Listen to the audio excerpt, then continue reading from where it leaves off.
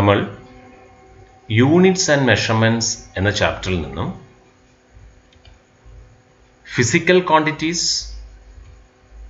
Units and system of units ഇവയെക്കുറിച്ചാണ് നമ്മൾ ഇന്ന് ഡിസ്കസ് ചെയ്യുന്നത്. So what are physical quantities, what are units and the different system of units. Let us see what are physical quantities. എന്താണ് physical quantities എന്നുള്ളത് ആദ്യം നമുക്ക് ശ്രദ്ധിക്കാം. ചിത്രത്തിൽ മൗണ്ട് എവറസ്റ്റ് ആണ് നമ്മൾ കാണുന്നത്. ലോകത്തെ ഏറ്റവും ഉയർന്ന കൊടുമുടി, പൊക്കം കൊണ്ട് ഏറ്റവും ഉയർന്ന കൊടുമുടി. അതുപോലെ തന്നെ അതിൻ്റെ സൗന്ദര്യം കൊണ്ടും അത് മറ്റ് കൊടുമുടികളിൽ നിന്നും വ്യത്യസ്തമാണ്.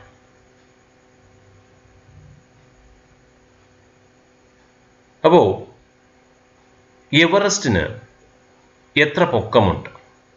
What is its height? അല്ലെങ്കിൽ എവറസ്റ്റ് എന്ന കൊടുമുടി മറ്റു കൊടുമുടികളേക്കാൾ എത്ര ഹൈറ്റ് കൂടുതലാണ്? അതുപോലെ തന്നെ എവറസ്റ്റിന് മറ്റു കൊടുമുടികളേക്കാൾ എത്ര സൗന്ദര്യം കൂടുതലാണ്? ഈ രണ്ട് ക്വസ്റ്റ്യനും നിങ്ങൾ ശ്രദ്ധിച്ചു എന്ന് ഞാൻ കരുതുന്നു. ഒരിക്കൽ കൂടി ആ ക്വസ്റ്റ്യൻ ആവർത്തിക്കാം. എവറസ്റ്റിന് മറ്റു കൊടുമുടികളേക്കാൾ എത്ര ഹൈറ്റ് കൂടുതലുണ്ട്? എവറസ്റ്റിന് മറ്റു കൊടുമുടികളേക്കാൾ എത്ര സൗന്ദര്യം കൂടുതലുണ്ട്? ഒന്നാമത്തെ ക്വസ്റ്റ്യൻ കേൾക്കുന്ന ഒരാൾക്ക് അതിൽ യാതൊരു രീതിയിലുള്ള ഒരു കൺഫ്യൂഷനും ഉണ്ടാവുന്നില്ല. അതൊരു നോർമൽ ക്വസ്റ്റ്യൻ ആയിട്ട് നമുക്ക് കാണും. പക്ഷെ രണ്ടാമത്തെ ക്വസ്റ്റ്യൻ എത്ര സൗന്ദര്യം കൂടുതലുണ്ടെന്ന് ഞാൻ ചോദിക്കുമ്പോൾ അതിലെന്തോ ഒരു പാകപ്പിഴ നമുക്ക് ഫീൽ ചെയ്യുന്നുണ്ട്. We think that it's A foolish question. എന്നാൽ ഈ രണ്ട് ക്വസ്റ്റ്യനും ഇവിടെ പ്രസക്തിയുണ്ട്. കാരണം ഈ രണ്ട് കാര്യങ്ങളാണ് എവറസ്റ്റിനെ മറ്റു കൊടുമുടികളേക്കാൾ വ്യത്യസ്തനാക്കുന്നത്. നമുക്ക് ആ രണ്ട് ക്വസ്റ്റ്യൻ ഒന്ന് പരിശോധിക്കാം. ആദ്യത്തെ ക്വസ്റ്റ്യനെ സംബന്ധിച്ചിടത്തോളം നമുക്ക് കൃത്യമായ ഒരു ഉത്തരം ഉണ്ട്. എത്രയാണ് എവറസ്റ്റിന്റെ പൊക്കം എന്ന് ചോദിച്ചാൽ 8848 മീറ്റർ ആണെന്ന് നമുക്ക് കൃത്യമായി പറയാൻ സാധിക്കുന്നു. മറ്റു കൊടുമുടികളെ കമ്പയർ ചെയ്യേണ്ട കൊടുമുടികളുടെ പൊക്കം അറിയാമെങ്കിൽ എത്ര ഡിഫറൻസ് ഉണ്ടെന്ന് നമുക്ക് അവയിൽ നിന്നും കാൽക്കുലേറ്റ് ചെയ്തെടുക്കാവുന്നതേ ഉള്ളൂ. പക്ഷെ അതേസമയം എത്ര സൗന്ദര്യം കൂടുതലാണെന്ന് ചോദിച്ചാൽ നമുക്കൊരു ഉത്തരമില്ല. അതുകൊണ്ടാണ് ആ ക്വസ്റ്റ്യന് അല്ലെങ്കിൽ ആ ക്വസ്റ്റ്യൻ ഒരു ഫൂളിഷ് ക്വസ്റ്റ്യൻ ആണെന്നോ അല്ലെങ്കിൽ ഇവിടെ ചോദിക്കാൻ പാടില്ലാത്തൊരു ക്വസ്റ്റ്യൻ ആണോ എന്ന് നമുക്ക് തോന്നുന്നു.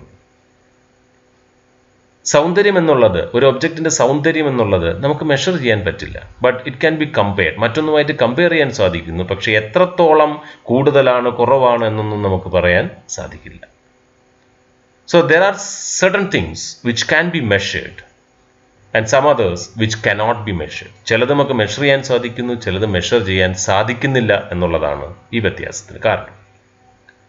ഫിസിക്സ് എപ്പോഴും മെഷർ ചെയ്യാൻ സാധിക്കുന്ന ക്വാണ്ടിറ്റീസുമായി ബന്ധപ്പെട്ടവയാണ്. So physical quantities are those which can be measured directly or indirectly and in terms of which the laws of physics can be expressed are called physical quantities. Measure ചെയ്യാൻ സാധിക്കുന്നവയും അതിലൂടെ ഒരു physical law establish ചെയ്യാൻ സാധിക്കുന്നവയുമാണ് physical quantities. ഉദാഹരണത്തിന് length, mass, temperature, time, electric current ഇവയൊക്കെ വളരെ physical ക്വാണ്ടിറ്റീസിനുള്ള ചെറിയ ഉദാഹരണങ്ങൾ മാത്രമാണ്, ചുരുക്കം ചില ഉദാഹരണങ്ങൾ മാത്രമാണ്. ഓരോ ചാപ്റ്ററിൽ നമ്മൾ വ്യത്യസ്തമായ ഫിസിക്കൽ ക്വാണ്ടിറ്റീസ് പഠിക്കും. അപ്പോൾ ലെങ്ത് എന്തുകൊണ്ടാണ് ഒരു ഫിസിക്കൽ ക്വാണ്ടിറ്റി ആയത് എന്നൊന്ന് നോക്കാം. ലെങ്ത് നമുക്ക് മെഷർ ചെയ്യാൻ സാധിക്കും. കഴിഞ്ഞ വീഡിയോയിൽ ഒരു ടേബിളിൻ്റെ നീളം എത്രയാണെന്ന് അല്ലെങ്കിൽ എങ്ങനെയാണ് അത് മെഷർ ചെയ്യുന്നതെന്ന് നമ്മൾ കണ്ടതാണ്. അപ്പോൾ ലെങ്ത് എന്ന് പറയുന്നത് ഒരു ഓബ്ജക്റ്റിൻ്റെ ലെങ്ത് നമുക്ക് കൃത്യമായി മെഷർ ചെയ്യാൻ സാധിക്കും. ആ ഒരു ഓബ്ജക്റ്റിൻ്റെ വ്യത്യസ്ത ലെങ്തുകൾ അറിയാമെങ്കിൽ അതിൻ്റെ ഏരിയ കാൽക്കുലേറ്റ് ചെയ്യാൻ സാധിക്കും. മാത്തമാറ്റിക്കൽ റിലേഷൻസിലൂടെ അതിൻ്റെ വോളിയം കാൽക്കുലേറ്റ് ചെയ്യാൻ സാധിക്കും. ഒരു വസ്തു സഞ്ചരിച്ച ദൂരം അതും ഒരു ലെങ്താണ്. The distance is also a length. അത് കൃത്യമായി കണക്കാക്കാൻ പറ്റിയെങ്കിൽ ആ വസ്തുവിൻ്റെ സ്പീഡ് എത്രയാണെന്നും അതിൻ്റെ വെലോസിറ്റി എത്രയാണെന്നും അതിലൂടെ അതിൻ്റെ ആക്സിലറേഷൻ എത്രയാണെന്നും ആ ടേംസുകൾ വേരിയസ് ടേംസിലൂടെ നമുക്ക് ഇക്വേഷൻസ് ഓഫ് മോഷൻ തന്നെ കണ്ടെത്താൻ സാധിക്കും. അതുകൊണ്ടാണ് ലെങ്തിനെ ഒരു ഫിസിക്കൽ ക്വാണ്ടിറ്റി ആയിട്ട് നമുക്ക് കാണാൻ സാധിക്കുക. മാസും ഇതുപോലെ തന്നെയാണ്. ടെമ്പറേച്ചറും ടൈമും ഇലക്ട്രിക് കറണ്ടും ഒക്കെ ഇത്തരത്തിൽ മെഷർ ചെയ്യാനും അതുപയോഗിച്ചുകൊണ്ട് കുറേയധികം ഫിസിക്കൽ ലോസ് നമുക്ക് ഫ്രെയിം ചെയ്യാനും സാധിക്കുന്നു. So they are all called physical quantities. So physical quantities are the building blocks of physics. വളരെ ഇമ്പോർട്ടൻ്റ് ആയിട്ടുള്ള സ്റ്റേറ്റ്മെൻ്റ് ആണ്. ഫിസിക്സ് എന്ന് പറയുന്ന സബ്ജക്റ്റിൻ്റെ ബിൽഡിംഗ് ബ്ലോക്സ് ആണ് ഫിസിക്കൽ ക്വാണ്ടിറ്റീസ് എന്ന് പറയും. നമുക്കറിയാം ഫിസിക്സ് എപ്പോഴും പ്രകൃതിയിൽ കാണുന്ന പലതിനും ഒരു ശാസ്ത്രീയമായ ഉത്തരം കണ്ടെത്തുന്നവയാണ്. ഫിസിക്കൽ ലോസിലൂടെയാണ് നമ്മൾ പലപ്പോഴും ഇത്തരത്തിലുള്ള കാര്യങ്ങൾ എക്സ്പ്ലെയിൻ ചെയ്യുന്നത്. ഒരു നാച്ചുറൽ ഫിനോമിനെ കുറിച്ചൊക്കെയുള്ള അതിൻ്റെ കാരണങ്ങൾ എന്താണ്, എന്തുകൊണ്ട് സംഭവിക്കുന്നു, അതിനുള്ള യഥാർത്ഥ ഉത്തരം ഈ പറയുന്ന ഫിസിക്കൽ ലോസിലൂടെയാണ് നമ്മൾ പറയുക. ഫിസിക്കൽ ലോസ് എന്ന് പറയുന്നത് they are simply mathematical relationship, certain physical relationship.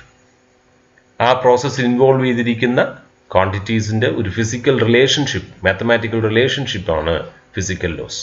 അപ്പോൾ ഒരു മാത്തമാറ്റിക്കൽ ഇക്വേഷൻ ഉണ്ടെങ്കിൽ അതിൽ വ്യത്യസ്തമായിട്ടുള്ള ടേംസുകൾ ഉണ്ടാവും. ഫിസിക്സിൽ ഈ ടേംസ് എന്ന് പറയുന്നത് ഓരോ ഫിസിക്കൽ ക്വാണ്ടിറ്റീസാണ്. അപ്പം ഈ പറയുന്ന മാത്തമാറ്റിക്കൽ ലോ എന്ന് പറയുന്നത് ഡിഫറെൻറ്റ് ഫിസിക്കൽ ക്വാണ്ടിറ്റീസ് കൊണ്ട് നിർമ്മിക്കപ്പെട്ടവയാണ്. അതുകൊണ്ടാണ് physical quantities are the building blocks of physics എന്ന് നമ്മൾ. അടുത്തതായി നമുക്ക് ടൈപ്സ് ഓഫ് ഫിസിക്കൽ ക്വാണ്ടിറ്റീസിനെ കുറിച്ച് പഠിക്കാം. What are the kinds of physical quantities or classification of A physical quantity. ഒരു ക്വാണ്ടിറ്റി നമുക്ക് എങ്ങനെ ക്ലാസിഫൈ ചെയ്യാം, എങ്ങനെ തരംതിരിക്കാം? ക്ലാസിഫൈ ചെയ്യുന്നത് ചില മാനദണ്ഡങ്ങളെ അടിസ്ഥാനപ്പെടുത്തിയാണെന്ന് നമുക്കറിയാമല്ലോ. That is based on certain criteria we classify things. അപ്പോൾ ഇവിടെ നമ്മൾ ക്ലാസിഫൈ ചെയ്യാൻ ഉപയോഗിച്ചിരിക്കുന്ന മാനദണ്ഡം അത് ഡിപ്പെൻഡൻ്റ് ആണോ അല്ലയോ എന്നതിനെ അടിസ്ഥാനപ്പെടുത്തിയാണ്. Whether that physical quantity is dependent or not. അപ്പോൾ നമുക്ക് രണ്ട് ഉത്തരമേ ഉള്ളൂ. ഒന്നെങ്കിൽ ഡിപ്പെൻഡൻ്റ് ആയിരിക്കാം, അല്ലെങ്കിൽ ഇൻഡിപെൻഡൻ്റ് ആയിരിക്കാം. So based on this criteria, that is whether the physical quantity is dependent or not, we have two types of physical quantities, and they are fundamental quantities and derived quantities. So these are the two types of physical quantity based on whether they are dependent or not. അപ്പോൾ ഈ രണ്ട് വാക്കിൽ തന്നെ അതിൻ്റെ definition അല്ലെങ്കിൽ എത്തരത്തിലുള്ള quantity ആണെന്നുള്ളത് വ്യക്തമാണ്. Fundamental means base, derived from something. Fundamental quantities എന്തെന്ന് ചോദിച്ചാൽ quantities that are not defined in terms of other physical quantities. മറ്റൊരു ക്വാണ്ടിറ്റിയെ ബേസ് ചെയ്തിട്ടല്ല ഇവയുടെ ഡെഫിനിഷൻ. അതുപോലെ തന്നെ ഇവയെ നമുക്ക് മെഷർ ചെയ്യാനും മറ്റൊരു ക്വാണ്ടിറ്റി ആശ്രയിക്കേണ്ട ആവശ്യവുമില്ല. ഡയറക്റ്റായിട്ട് നമുക്ക് അവയെ മെഷർ ചെയ്യാൻ പറ്റും. അതുപോലെ തന്നെ നിർവചനത്തിന് നമുക്ക് മറ്റൊരു ക്വാണ്ടിറ്റി ആശ്രയിക്കേണ്ട ആവശ്യമില്ല. അല്ലെങ്കിൽ ഈ ക്വാണ്ടിറ്റിയിൽ നിന്നും വീണ്ടും സിംപിളസ്റ്റ് ആയിട്ടുള്ള മറ്റൊരു ക്വാണ്ടിറ്റി നമുക്ക് കണ്ടെത്താനും സാധിക്കില്ല. ഇത് തന്നെയാണ് അതിൻ്റെ ബേസ് എന്ന് പറയുന്നത്, അല്ലെങ്കിൽ ഫണ്ടമെന്റൽ എന്ന് പറയുന്നത്. So quantities that are not defined in terms of other physical quantities, meaning ഇത്രയേ ഉള്ളൂ. എന്താണ്? They are not dependent on others, they are independent quantities. For example, length, mass, time, temperature, electric current, luminous intensity, amount of substance. ഞാനിവിടെ ഒരു 7 വ്യത്യസ്തമായിട്ടുള്ള quantities ആണ് list ചെയ്തിരിക്കുന്നത്. Length, mass, time, temperature, electric current, luminous intensity and amount of substance. അപ്പോൾ ഇവിടെ നമ്മൾ ഒരു കാര്യം കുറിച്ചു വയ്ക്കണം. ഫിസിക്സിൽ 7 ഫണ്ടമെന്റൽ ക്വാണ്ടിറ്റീസേ ഉള്ളൂ. 8ാമതൊരു ഫണ്ടമെന്റൽ ക്വാണ്ടിറ്റി ഇതുവരെയും നമ്മൾ നിർവചിച്ചിട്ടില്ല. 7 ഫണ്ടമെന്റൽ ക്വാണ്ടിറ്റീസ് ആണ് ഫിസിക്സിലുള്ളത് എന്നുള്ളത് ഇവിടെ നിന്നേ പഠിച്ചു പോകണം. So there are 7 fundamental quantities in physics. Whereas derived quantities are dependent quantities. quantities defined in terms of fundamental quantities or derived from fundamental quantities. Fundamental quantities നിന്ന് derive ചെയ്യപ്പെട്ടവ അല്ലെങ്കിൽ അവയുടെ നിർവചനത്തിനായാലും മെഷർമെൻറ്റിനായാലും നമ്മൾ ഫണ്ടമെന്റൽ ക്വാണ്ടിറ്റീസിനെ ആശ്രയിക്കേണ്ടിയിരിക്കുന്നു.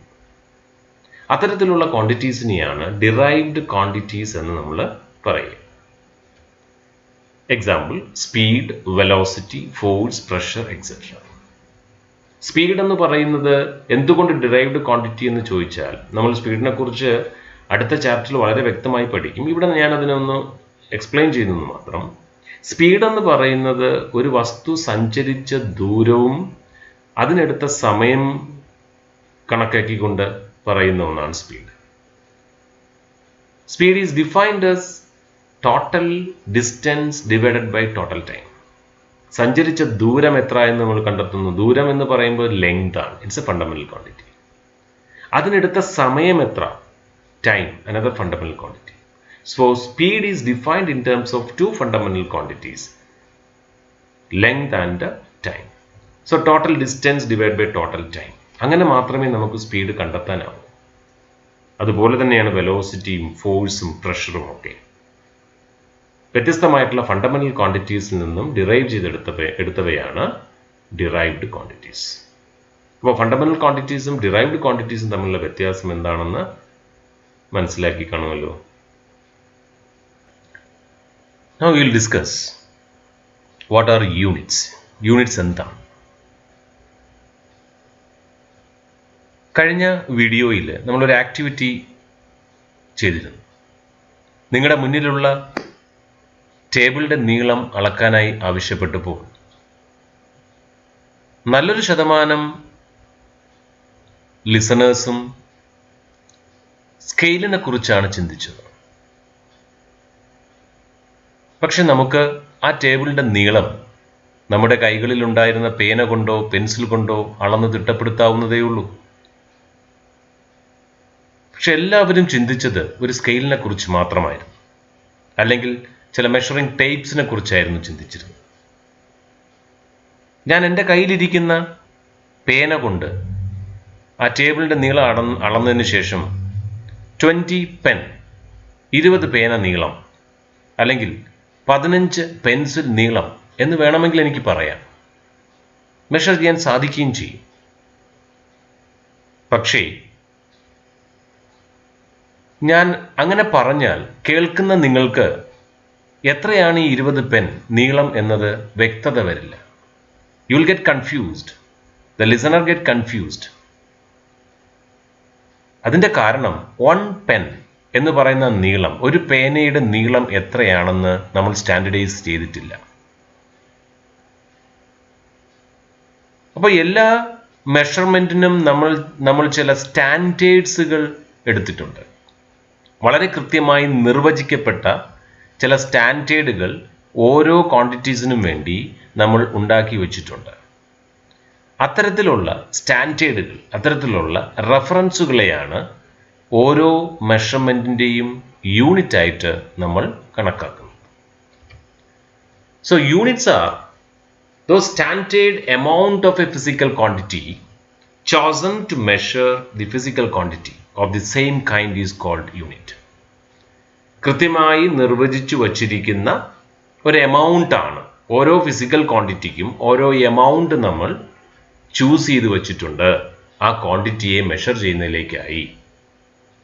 അപ്പോൾ ഈ സ്റ്റാൻഡേർഡിനെ ബേസ് ചെയ്തുകൊണ്ടാണ്, ഈ സ്റ്റാൻഡേർഡുമായിട്ടൊരു കമ്പാരിസൺ ആണ്, ആ ഫിസിക്കൽ ക്വാണ്ടിറ്റിയുമായിട്ടുള്ളൊരു കമ്പാരിസൺ ആണ് ശരിക്കും മെഷർമെൻ്റ് എന്ന് പറയുന്നത്.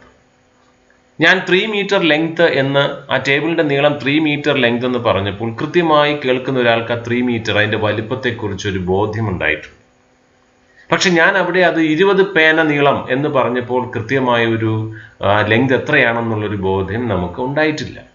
കാരണം 1 മീറ്റർ എന്തെന്നുള്ളത് എല്ലാവർക്കും അറിയാം. 1 മീറ്റർ നീളം എത്രയാണെന്ന് എല്ലാവർക്കും അറിയാം. അപ്പോൾ അതിൻ്റെ 3 മടങ്ങ് എത്രയാണെന്ന് നമുക്ക് ഇമാജിൻ ചെയ്യാവുന്നതേ ഉള്ളൂ. എവറസ്റ്റിൻ്റെ നീളം 8848 മീറ്റർ എന്ന് പറയുമ്പോൾ ടേബിളിൻ്റെ നീളവുമായിട്ട് നമുക്ക് കമ്പയർ ചെയ്യാൻ സാധിക്കുന്നു. അതെന്തുകൊണ്ടെന്ന് ചോദിച്ചാൽ യൂണിറ്റ്, അല്ലെങ്കിൽ ആ 1 മീറ്റർ യൂണിറ്റ് എന്ന് പറയുന്നത് കൃത്യമായി നിർവചിച്ചത് കൊണ്ടാണ്.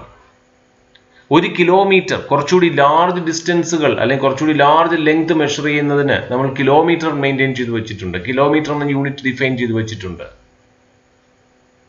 അപ്പോൾ 10 കിലോമീറ്റർ എത്രയെന്ന് ചോദിച്ചാൽ നമുക്കറിയാം. അപ്പോൾ ഇത്തരത്തിൽ വളരെ കൃത്യമായി നിർവചിച്ചു വച്ചിരിക്കുന്ന ഒരു amount of A physical quantity, that is what is called its unit. So 1 meter is the unit of length. 1 second is the unit of time.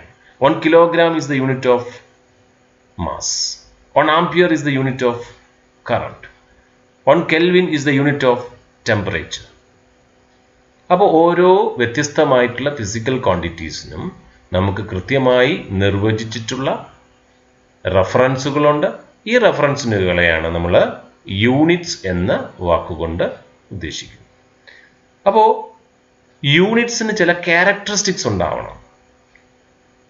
ആ ക്യാരക്ടറിസ്റ്റിക്സ് എന്തൊക്കെയാണെന്നുള്ളതാണ് ഇനി നമ്മൾ നോക്കാൻ പോകുന്നത്. ഓരോ ക്യാരക്ടറിസ്റ്റിക്സും സെൽഫ് എക്സ്പ്ലനേറ്ററി ആണ്, അതിനെ എക്സ്പ്ലെയിൻ ചെയ്യേണ്ട ആവശ്യമില്ല. അതുകൊണ്ട് ആ ക്യാരക്ടറിസ്റ്റിക്സ് എന്തൊക്കെയാണെന്ന് നമുക്കൊന്ന് നോക്കാം. Characteristics of a physical unit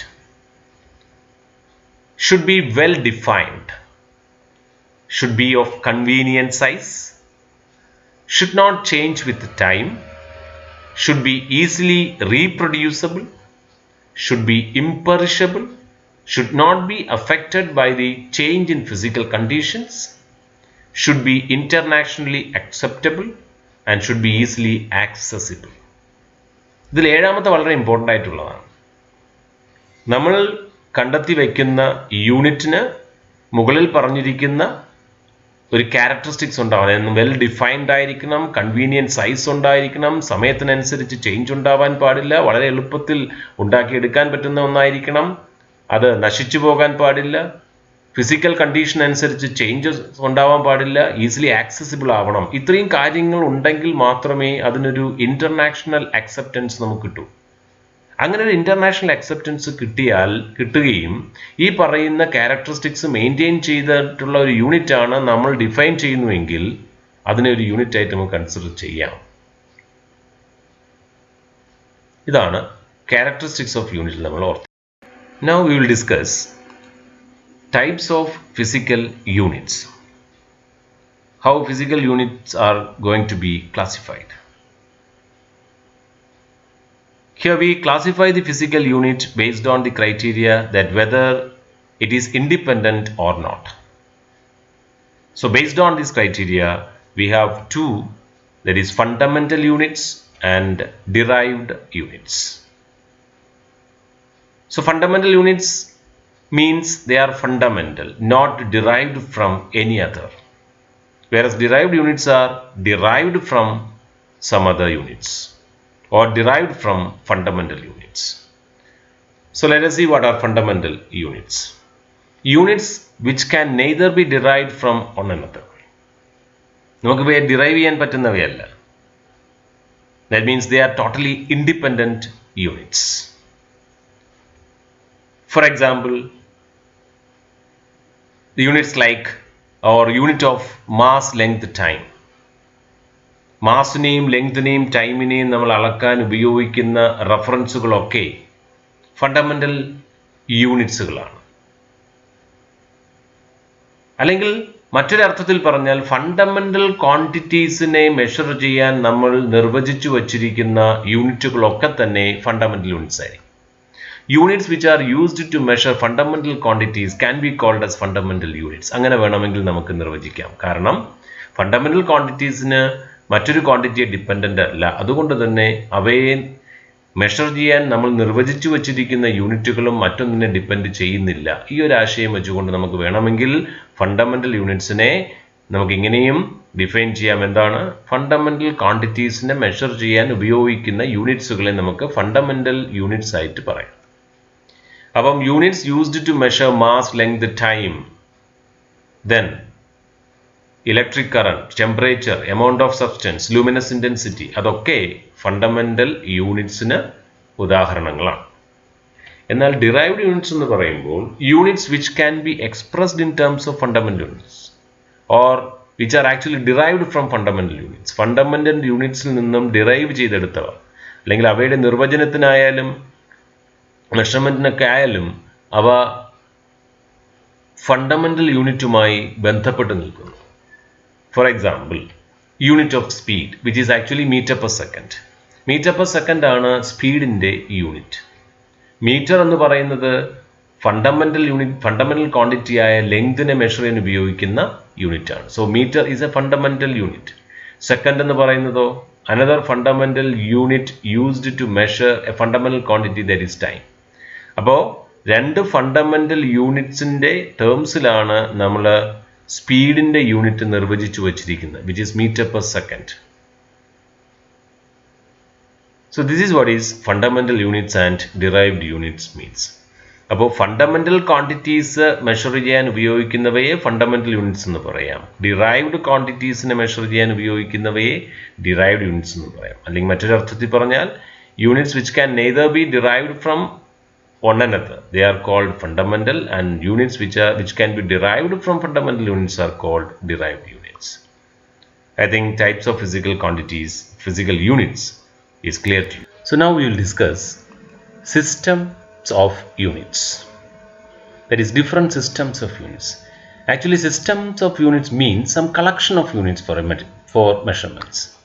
നമ്മുടെ കൈകളിലുള്ള യൂണിറ്റ്സുകളുടെ ഒരു കളക്ഷൻ, വ്യത്യസ്തമായിട്ടുള്ള ക്വാണ്ടിറ്റീസിനെ മെഷർ ചെയ്യാനുള്ള നമ്മുടെ കൈകളിലുള്ള കളക്ഷൻ ഓഫ് യൂണിറ്റ്സുകളെയാണ്, ആ ഒരു കളക്ഷൻ ഓഫ് യൂണിറ്റ്സിനെയാണ് നമ്മൾ സിസ്റ്റം ഓഫ് യൂണിറ്റ്സ് എന്ന് പറയുന്നത്.